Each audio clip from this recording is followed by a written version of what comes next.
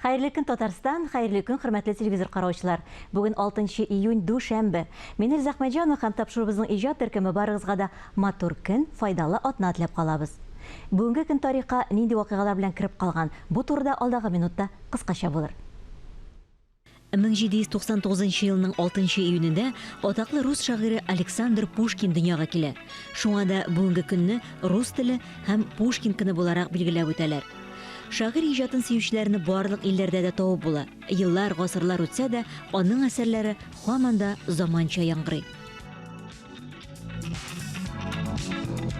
1944 елның 6 июнендә Нормандия операциясы башланып китә. Бу Бөек Ватан сугышының икенче яки Көнбатыш фронты ачылуы белән билгеләнә. Нормандия операциясендә 3 миллион кеше катнаша. Бу десантчылар һәм хәрби техник катнашындагы иң масштаблы операция була. 1922 елның 6 июнендә хатын-кызлар өчен Крестьянка журналы чыга башлый. Әдәби нәфис журнал яшь Совет илендәге хатын-кызларның беренче басмалары 5000 тираж белән дөнья күрә. Журнал битләрендә төрле елларда Калинин, Крупская, Луначарский, Горький, Твардовский бастырылалар.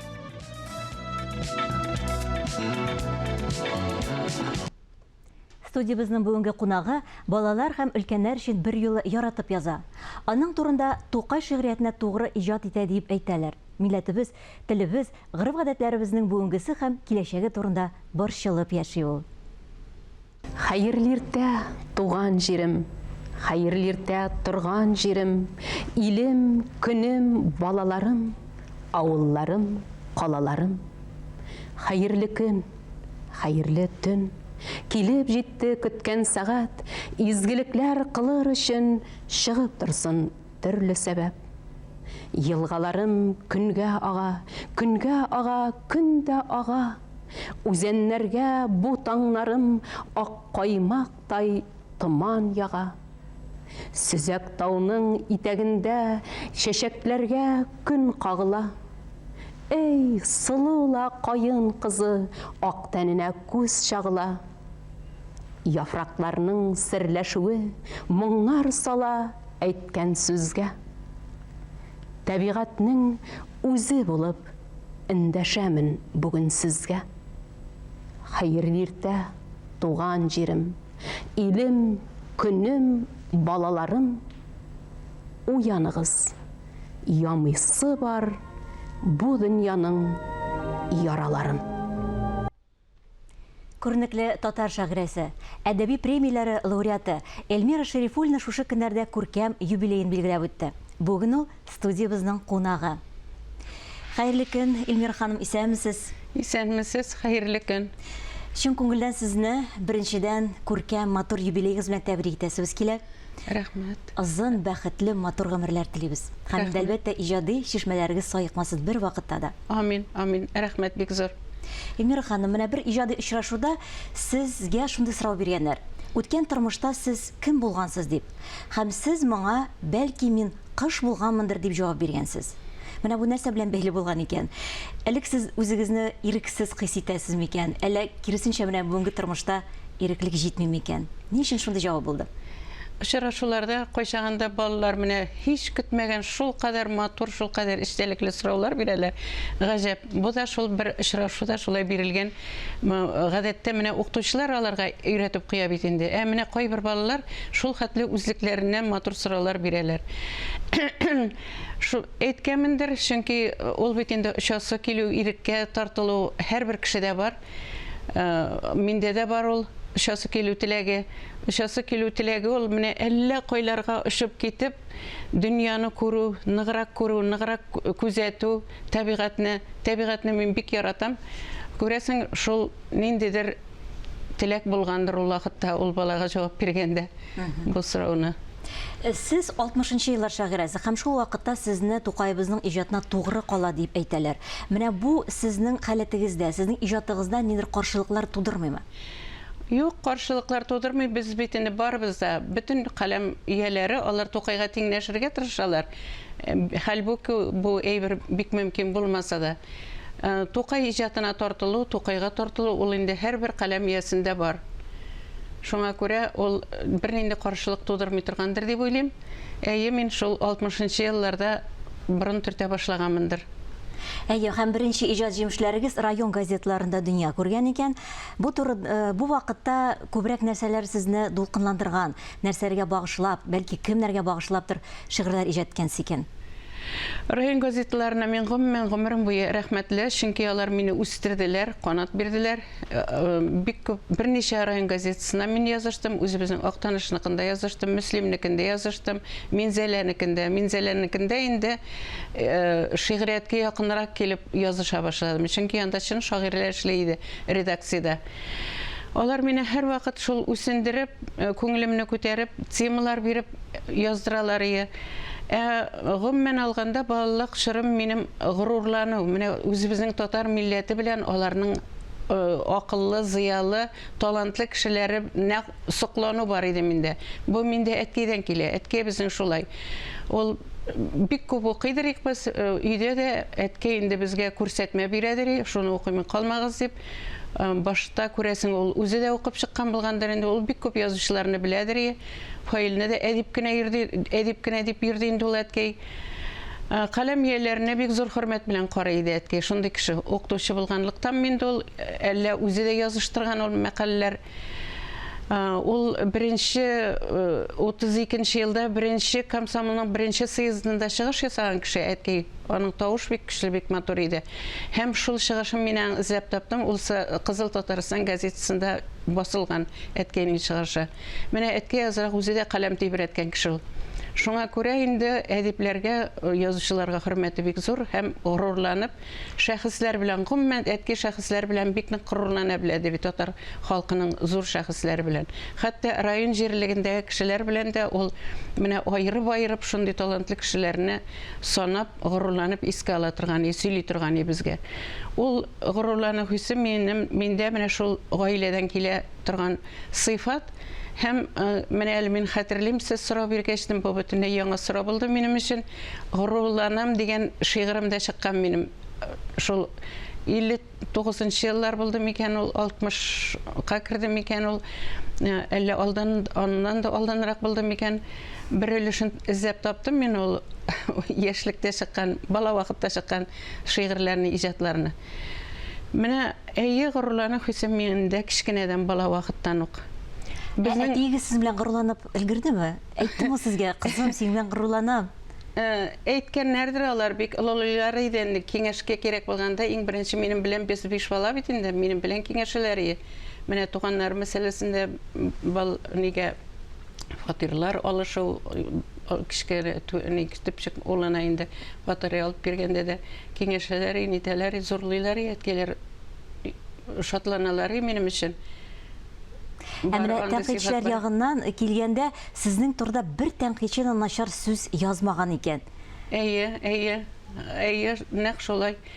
Хәтта бөтенләй баштагы аралашмаган кешеләр дә ана шул иҗатларым күренә башлагачтан шундый яхшы мәкаләләр яздылар. Энҗапа Мөэминова, аннан соң даими аның белән аралашып киттек. Көтеп алам мин синең хәтта мәкаләләрен көтеп алам дип, мәкаләләрен шигырьгә тиң синең дип хатлар язадыр. Аннан соң Әсхараби Габиди, мин аны бөтенләй дә белмим.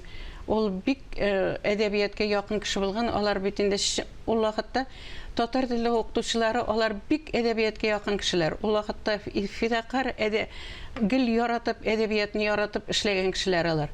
Хәзер дә юк дип әйтә алмыйм. Менә мин Мөслимнән Дилбәр Гарифуллина дигән ханым күбәк мәктәбе укытучысы. Шул кадәр әдәбиятны белә, шул кадәр яратып, минем иҗатыма кирип китте ул хәзер.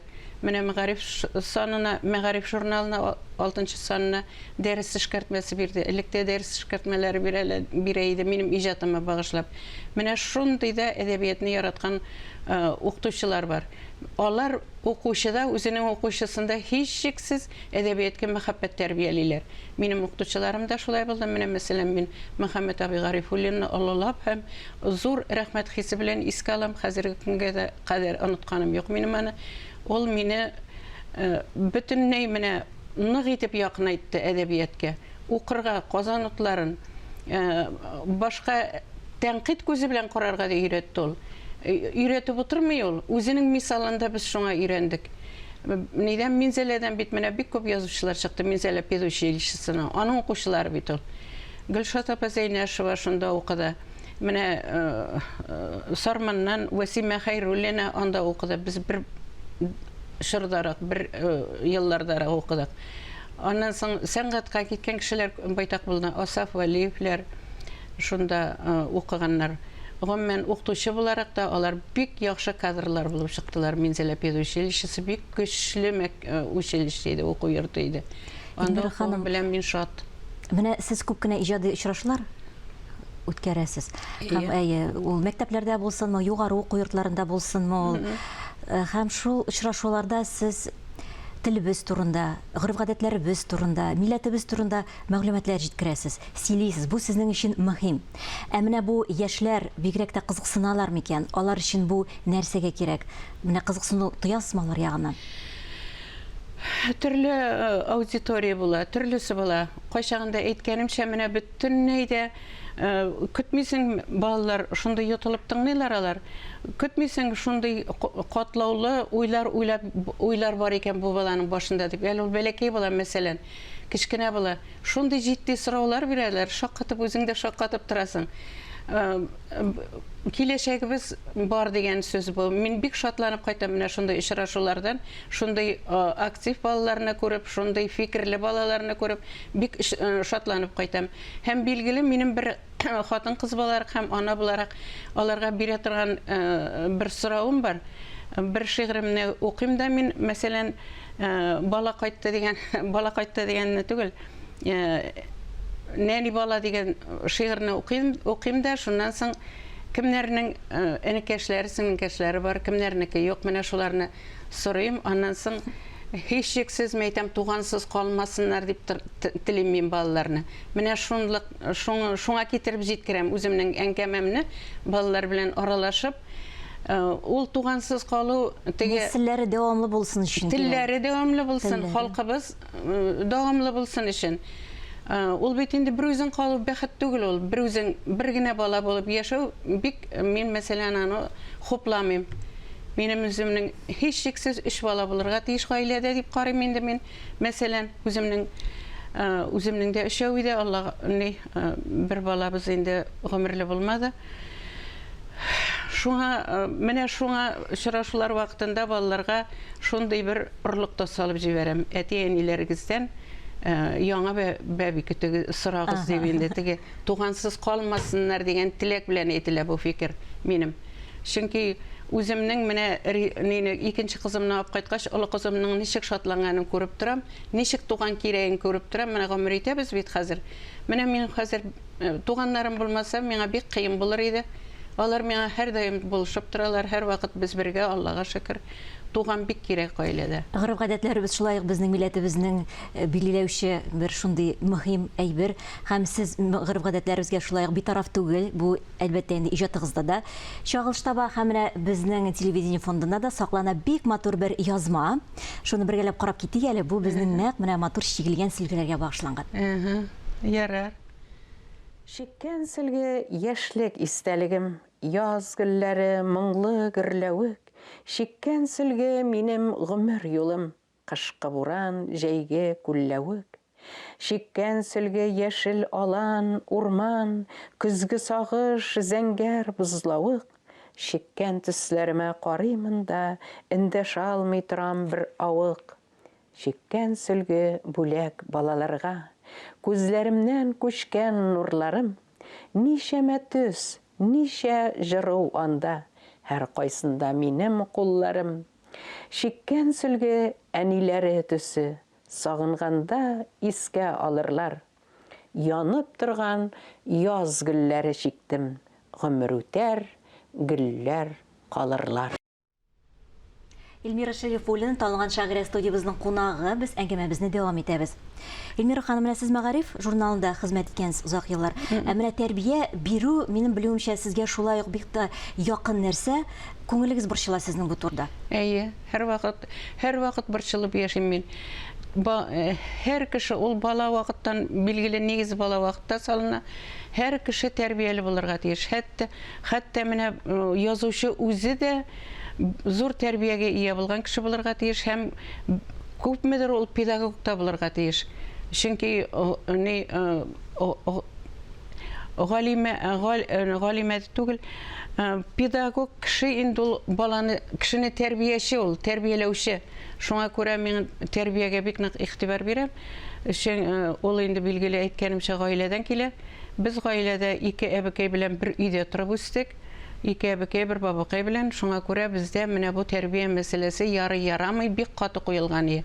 Аннан соң әйткәнкә укытучы булганлыктан да инде ул юк, ярамый, монысы болай ярамый. Менә шул әйберләр безне шактый рамкага кертеп, шактый кысаларга кертеп, менә шу тәрбия орлыгын салганнар. Аларга бик зур рәхмәт, урыннары җимакта булсын. Ике әбекәемнең дә, бабамның да, әйткәнкәем дә вафатлар инде хәзер. Менә шундый гаиләдән килә торган сыйфат ул тәрбия. Шуңа да инде әйткәнемчә иҗатыгызда шу балаларга багышланган балалар темасына шигырьләр күп. Шигырьләр Бүген дә миңа калса шундый шигырьләрнең берсен яңгыратып китерсез бугай. Әйе, балалар темасы, әниләр, балалар темасы минем иҗатның төп кызыл сызыгы булып бара инде ул тәрбия һәм балалар әниләр темасы. Ул кая барсаң да минем йөрәгемә тия, нинди генә очрак булса да, менә теге ташландык балалар да мине бик нык борчый иде, ташландык балаларның язмышы, хәлбуки алар әйбәт тәрбияләнсәләр дә балалар йортларында. Менә теләп тапкан бала инде ул бөтенләй икенче. Менә бу теләп тапкан бала авызыннан язылган бер бала тода дигән шигырьне тәкъдим итәм мин хәзер.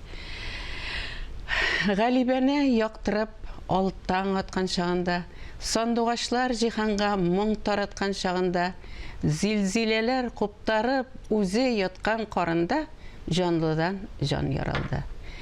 Чәчәкләр баш калкытып нурга төренгән мәлдә, бар табигать уянып җырга күмелгән мәлдә, бәгырне пара, җан ачысы телде дә, җанлыдан җан яралды. Җанлыдан җан яралды. Җиргә, күккә, тирә-юньгә яңа аваз таралды.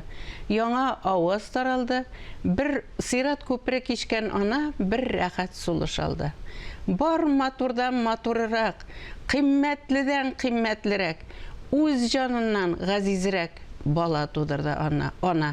Бүген таңда дөньяга кеше тудырды ана. Шул кадәр матур, шул кадәр мәгънәле. Күздән яшьләр килә хәтта. Хәтта хәзер мин аның дәвамында укыйм. Җыр кайта дип атала икенчесе.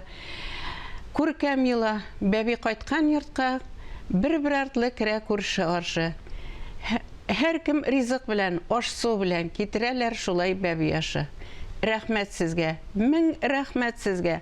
Кардәшләрем түрдән узыгыз, ата-анасы алтын канат белән үссен дип күрше кызыгыз, телисез ишәне. Изге теләк һәр кем күңелендә. Төкле аягың белән, эй нәни кош, авыз салдың бүген өемдә. Күркәм йыла. Бәби кайткан йортта кадерле сүз, иркә, наз, кадер. Бәби кайткан йортта кыш өстендә чәчәк ата кызыл канәфер. Бәби кайткан йортка шатлык кайта. Сөйлү кайта, нур кайта. Бәби кайткан йортка мең мәшәкать белән күкрәкләргә тулып җыр кайта. Бик матур, бик рәхмәт сезгә. Килеп көнегезне безнең белән башлаганыгыз өчен. Алда да менә сезне илһамдыручы вакыйгалар күп булсын. Амин. Тормышыгыз, иҗатыгыз гөрләп барсын. Бик рәхмәт сезгә. Зур рәхмәт үзегезгә, чакыруыгызга. Бик зур рәхмәт. Бүгенгә менә шулар. Мин Әхмәтҗаны сезнең белән иртәгә кадәр сау булашам. Һәр көнегезне матур фикерләрдән генә башлагыз. Исән, имин булыгыз.